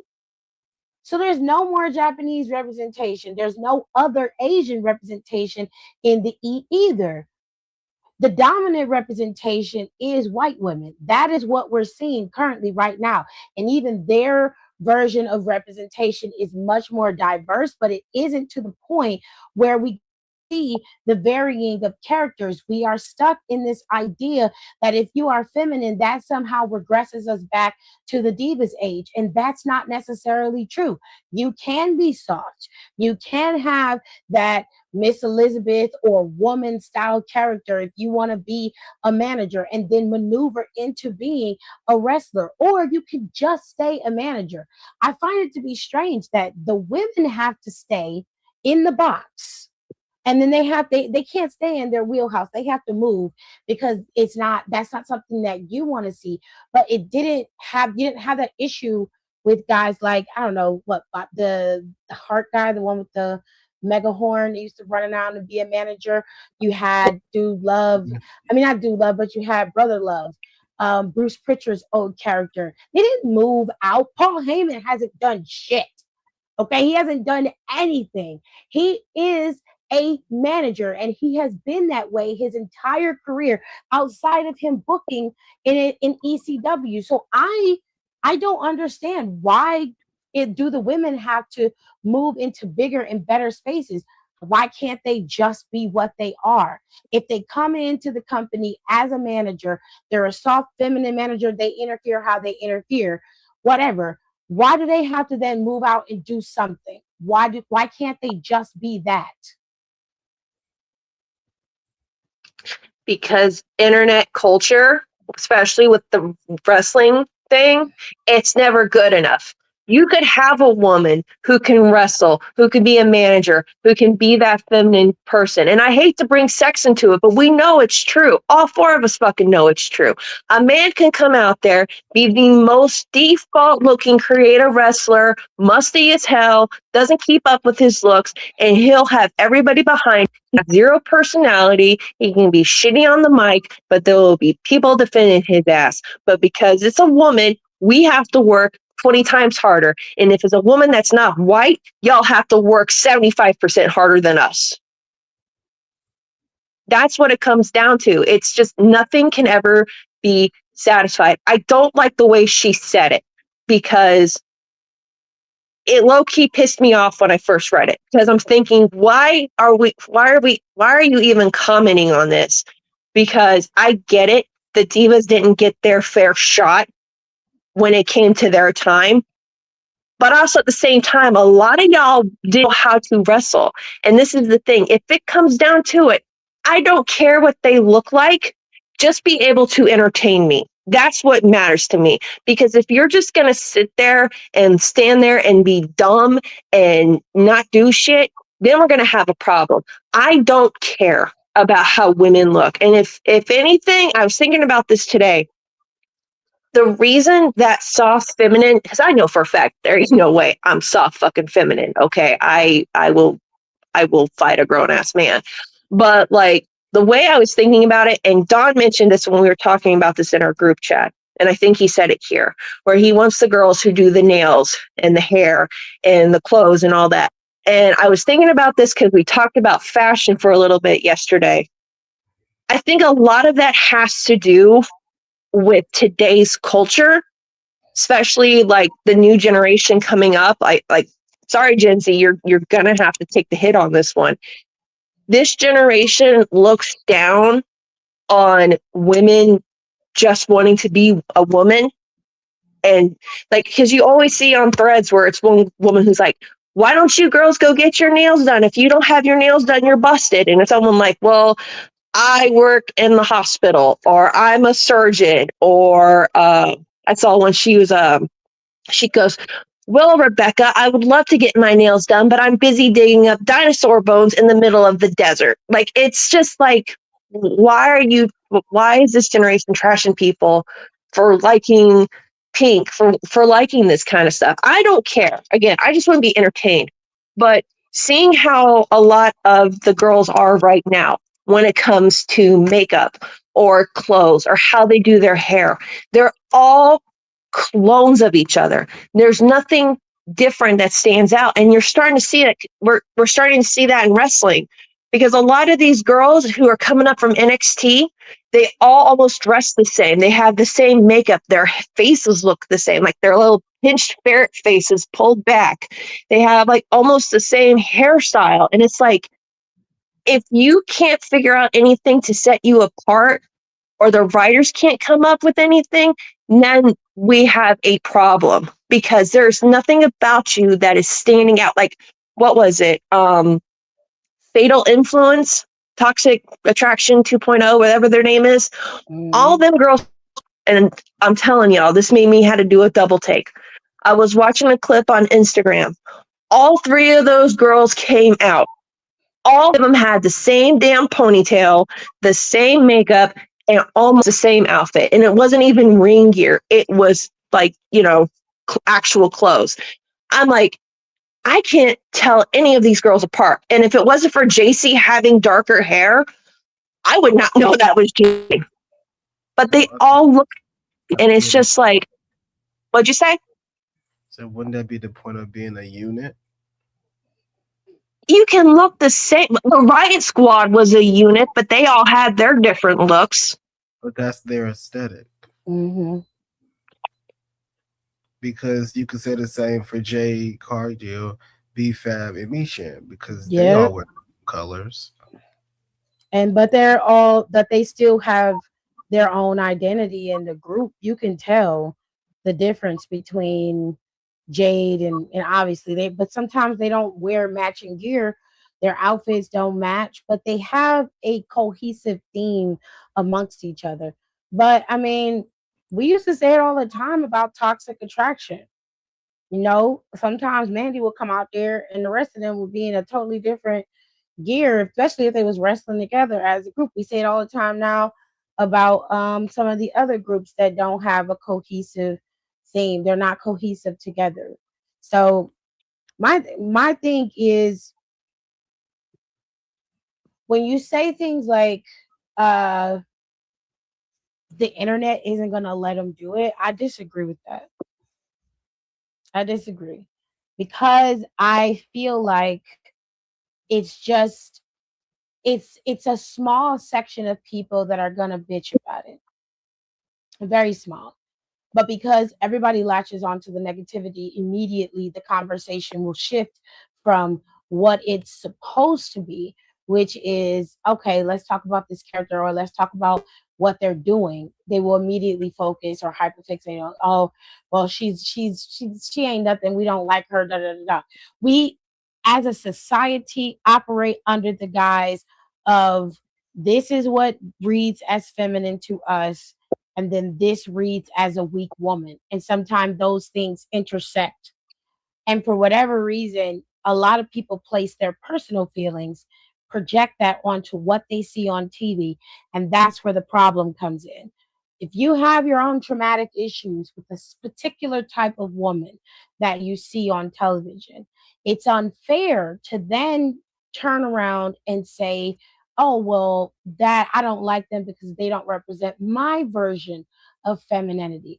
Now, girls like Blake, girls like even Liv Morgan, and at one point Bliss was dealing with it.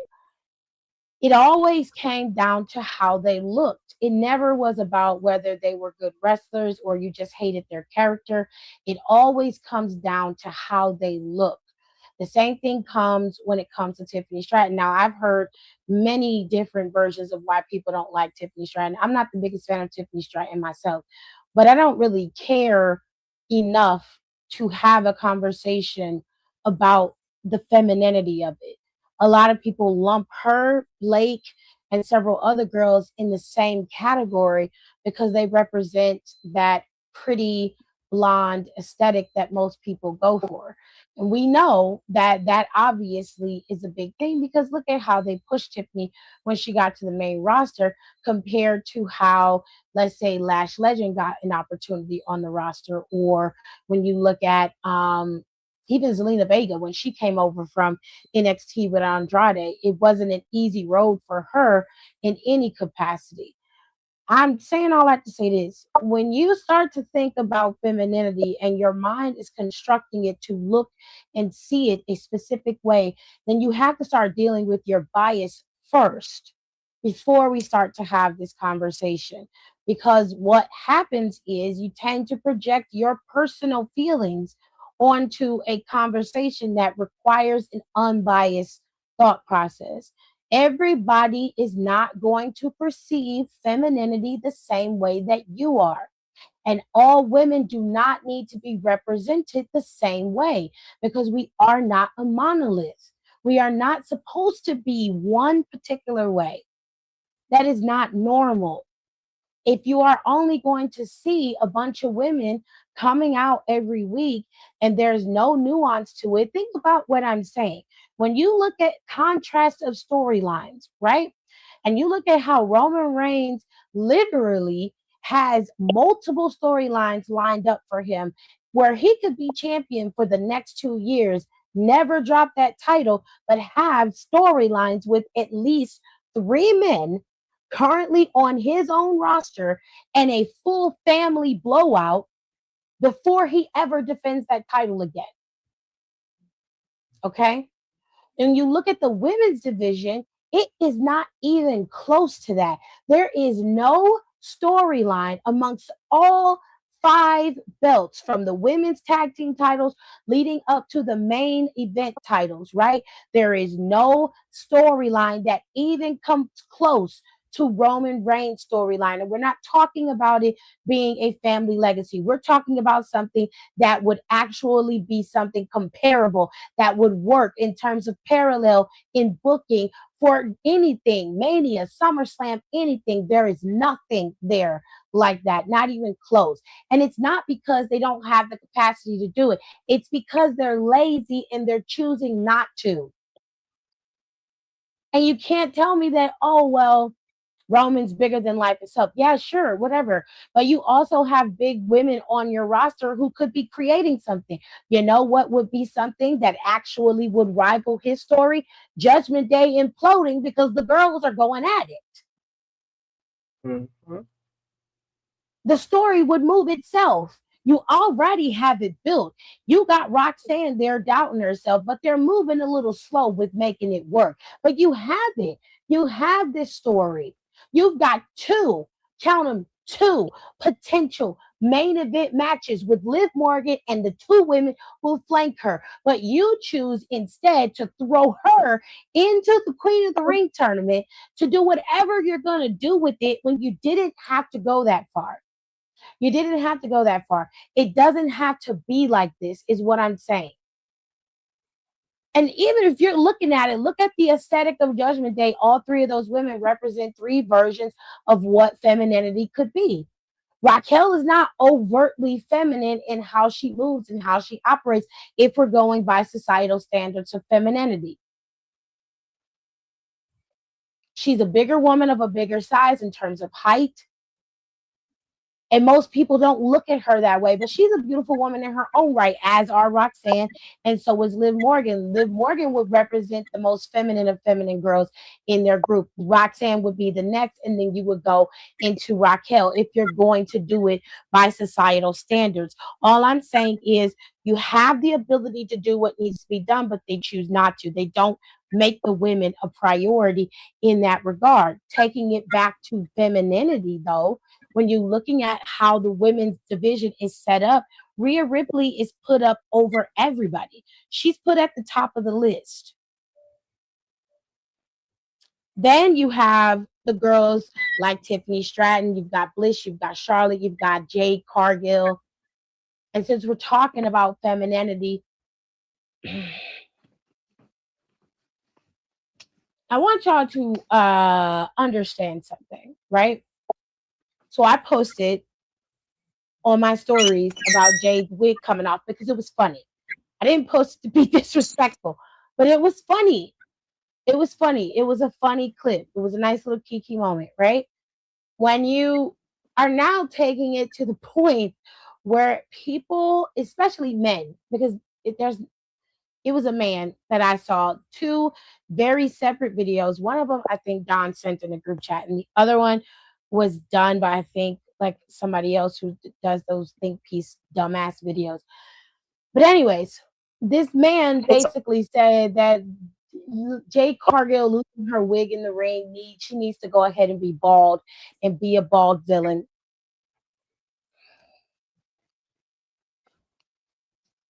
They don't. The other video said they didn't see her the same because she lost her hair in the ring, and they're just like, now my image of Jade Cargill has been tainted.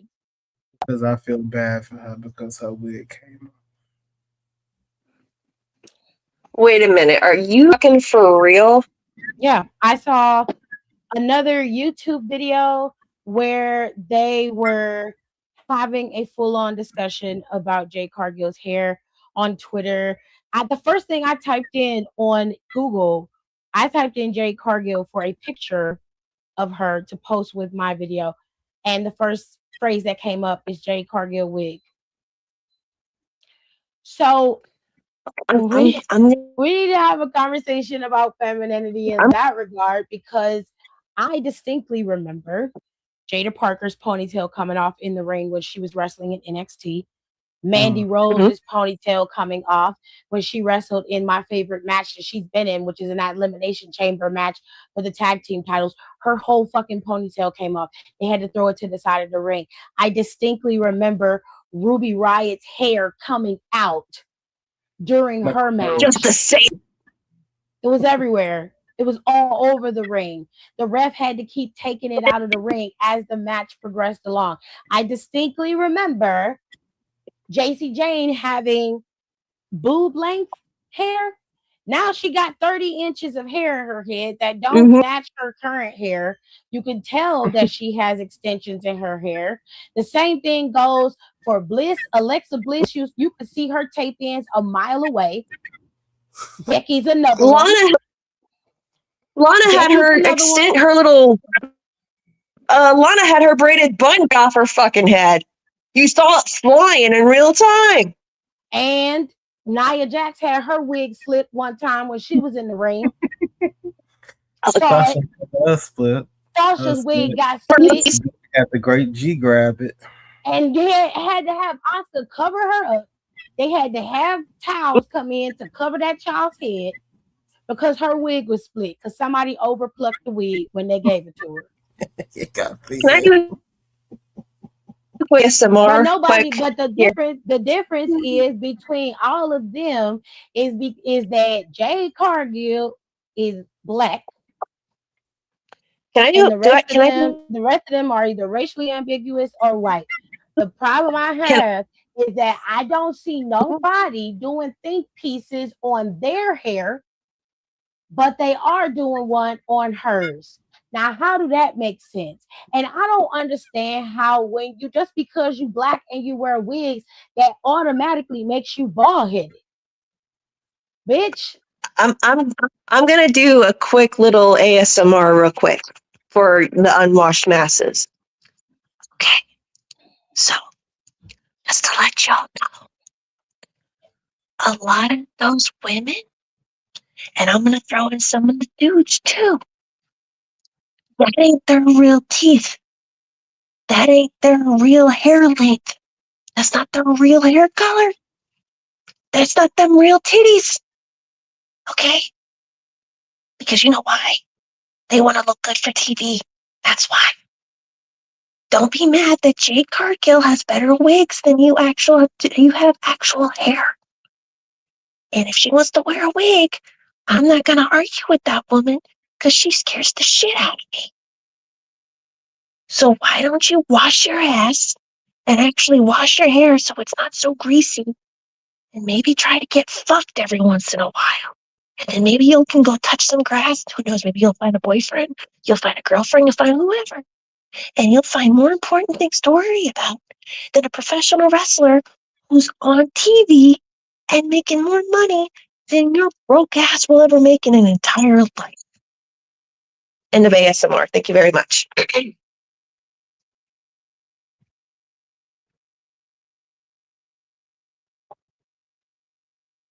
Hello? Hold on a second, y'all. Hold on.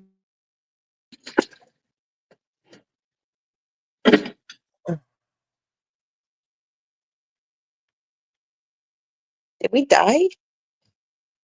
No. Oh.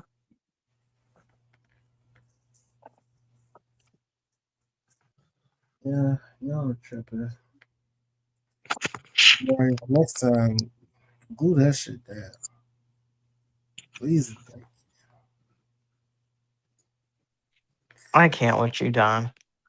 No, because I looked at it when she was talking and she turned around. I said, that looked kind of heavy. Ugh. I hate being uncomfortable.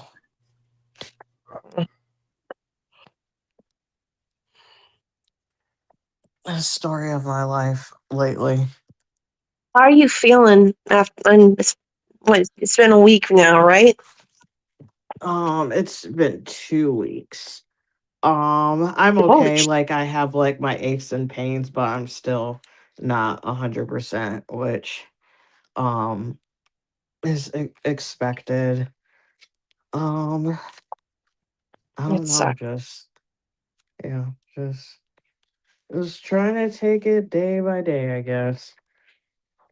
Well, don't be like trying to run a fucking marathon or anything in the next couple. I think you'll okay. Oh, I But can barely run to the bathroom quickly if I have to pee, so I'm not doing none of that.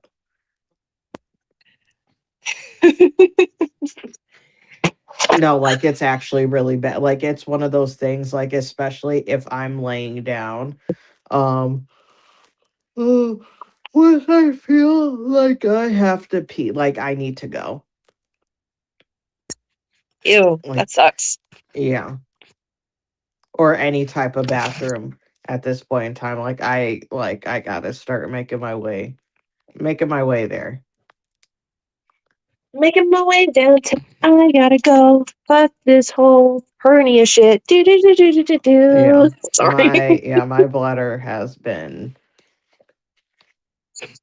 terrible since the surgery. Mind you, it's not great to hold your pee, but unfortunately, like working in customer service, you got to sometimes for a little bit. So that's the one thing that I'm a little concerned about is like for when I go back to work. Oof. Because most of the times I can just go to the bathroom. Sometimes that's not possible.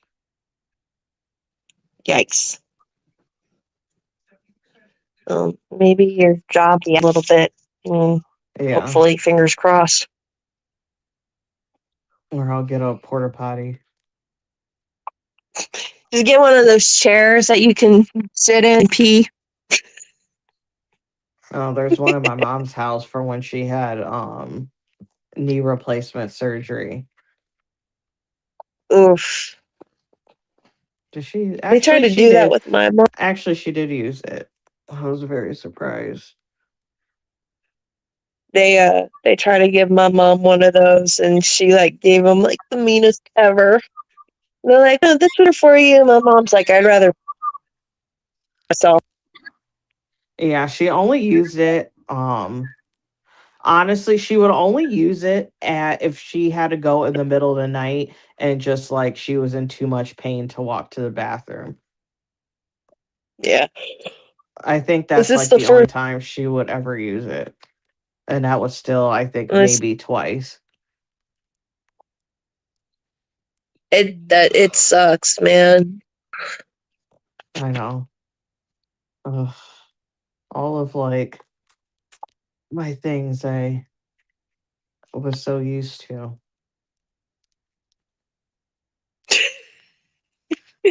You're like, I have to redo it. This sucks. I know. It But I'm glad you sucks. went. You know what, though? I'm glad you went and did it, so you're not sitting around in pain, waiting for it to get worse. I wasn't. The weird thing about it, it was like I never. For as big as it was. Um, I honestly should have took a picture of it, but no, because I was so self conscious, so I wouldn't have done it. Um, for it to be as big as it was not painful. It was just like uncomfortable. And then it was, yeah, it was just like uncomfortable. All it like just couldn't like sleep on my stomach anymore. And then with like with my clothes and stuff, especially. Um, and now I'm just trying to keep my insides in. Jesus. Oh boy. Where'd Tiff run off to? Did she get fed up with me? I have no idea. I think she accidentally got kicked out because usually she'll say something and end it because we're still live technically. Um, Don- because Don is still here, right? thought I heard him. Don. He shouldn't be asleep yet. No, because he was talking just a minute ago. Oh my gosh, these power outages have been crazy. Y'all been getting They're really bad, like back home. Like I was telling you guys, like how my mom had to go to the emergency room the other night, and like she was saying that they didn't have she didn't have power for like a day, and then she went back and she was in there for like 2 days, and like it just got back on. And then I talked to her on the phone earlier today, and they lost power again, and then now they have it again. And it was just like like even like when she was, because I was on the phone with her as she like drove to the ER, and she was like talking about, she's like, there's like trees everywhere. It's just like it was just like insane. I was like, what the fuck? shit, man. Yeah, I was like, it's rained and stuff over here, but nothing that crazy. I'm like, oh wow. I've been seeing on threads where there's been like bad storms in DC all week, especially today. So it's like LOL. Yeah, like it's just like so bad everywhere. It's just the amount of trees, and it's like my cousin was telling me as she was like going to work, and she was like, she's like, there's trees everywhere. She was like, and she's like, I had to drive around so much shit. Oh damn, that sucks. All right, well, sorry y'all. We're waiting for Dawn and Tiff to come back because we were having a good conversation there, and we're not sure what happened. Yeah. I'm right here. If you want us to get, oh, you're still here. Yeah, I want to give me something to eat. All right. Well, at least Dawn's here. So I don't know what's going on with Tiffany. Okay, so yeah. I don't know. I feel like I don't know what else there is to cover. So we covered that. And again, just to wrap up the wrestling, the femininity in wrestling, it's just that like women aren't a monolith, or however that phrase is. I never say it correctly, I feel like. So there needs to be allowance for anything and everything, especially everything in between. So I think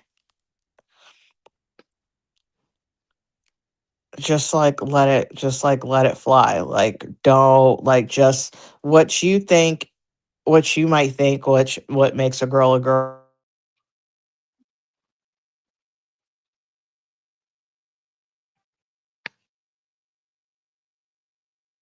I think we just lost Nicole too. What the fuck is going on? Oh, wow. We lost her. And there just oh, and then there should be just enough space for people to be able to express themselves. And that's all I can say. Also, I like forgot she had like a real life boyfriend. Um Who?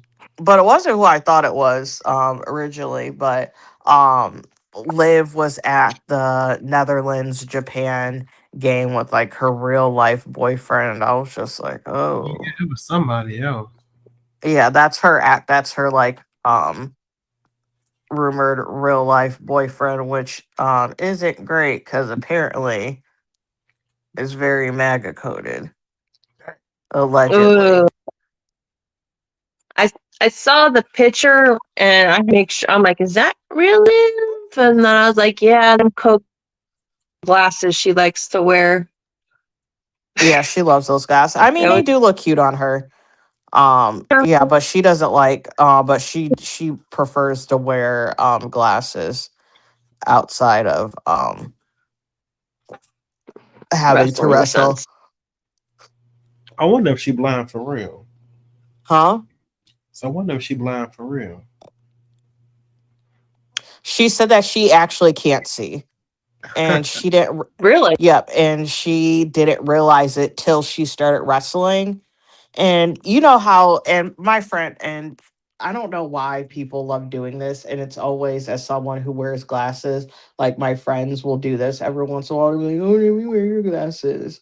Um, and she was doing that. And then she was like, oh, I can like see really clear with this. Yeah.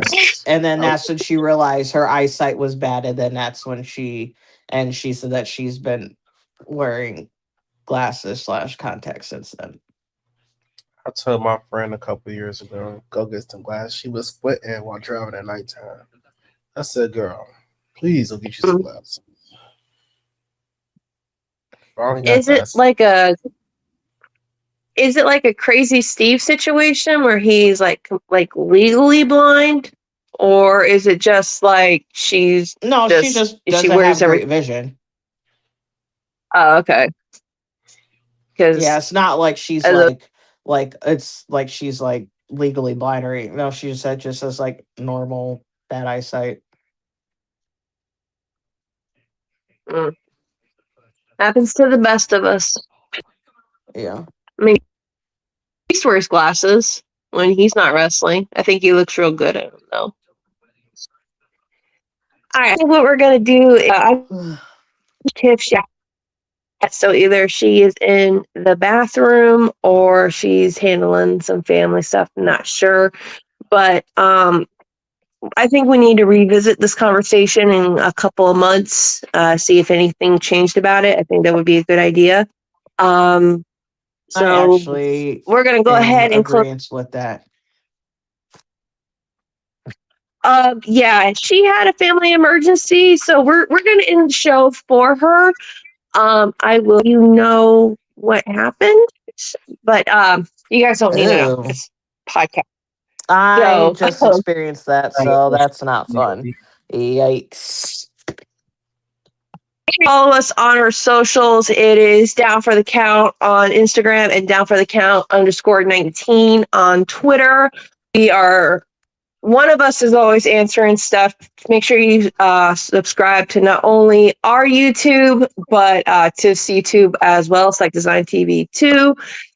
We'll be back next week. Well, technically, the girls will be back next week. I won't be here because I will be on vacation. And just wrestling, be good to each other. And just remember, wrestling isn't the end all be all. And go touch grass. Y'all have a great night. Don, you have anything to say before stuff? No. All right. Love you guys. All Thank you so right, much for this. y'all. Bye.